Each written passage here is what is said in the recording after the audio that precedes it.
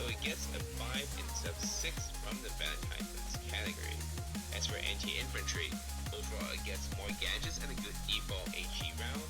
It even has a flare and case rounds, but you don't get the ammo capacity upgrade, so I think it is pretty much even to the Valentine in this case, and it's 7. Versatility wise, it also gets 10 for the same reason as that of the Valentine. Moving on, it is time for the tank destroyers. We will start off with the Valentine Archer.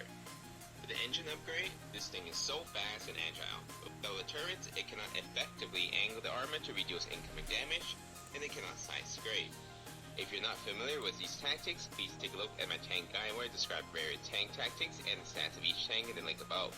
But I digress. With these reasons, it gets 6. Its armor is slightly more tough than the other medium tanks mentioned earlier, and without a turret, it has one less weak spot to be hit, so it gets a 6. Anti-air, it has a 3 because without turrets and a poor gun elevation, it makes it more difficult to track the planes and land the shots. For anti-tank capabilities, it is one of the best tanks for this role. It is absolutely ridiculous. Because of this, it gets an 8. Without turrets, going infantry is a little more challenging, so it gets 3. Overall, it excels at fighting other tanks in large open areas and for ambush, but other than that, it is quite limited. Its versatility score is a 3 for me. Duke 4 was also recently added into the game in Chapter 2. It is the same as the Panzer 4 in terms of speed, but with its lack of turrets, some of the strategies mentioned earlier cannot be done, so it gets 5 on mobility. It has a slightly better armor, and it doesn't have a turret weak point, so it gets a 6 for armor, which is 1 point above the Panzer 4. Anti-air gets a 3 because of the same reason as that of the Archer.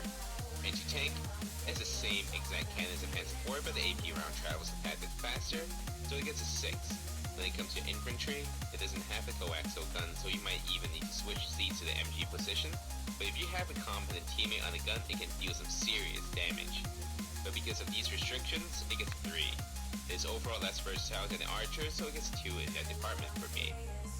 Alright, I hope you're still with me here because we're getting into the big mean tank category. Let's start with the Churchill Mark 7. It is one of the slowest tanks in the game because of its size, so it gets 2 for mobility. Its armor, however, compensates for that speed. It has a heavy armor material modifier. The exact numerical value of that is unclear right now. It also has reduced incoming damage multiplier compared to the medium tank, so it gets a 7. Anti-air gets a 4, just like any other tanks. For anti-tank, its cannon is not the best for it, especially if you have the howitzer cannon upgrade. You can argue that it can use a hesh round, but because of its low velocity, it drops quickly and it is less effective at range. For these reasons, I give it a 4. But for anti-infantry, it is a mini Sturm Tiger with its howitzer upgrade. It is so good at attacking and defending objectives and choke points.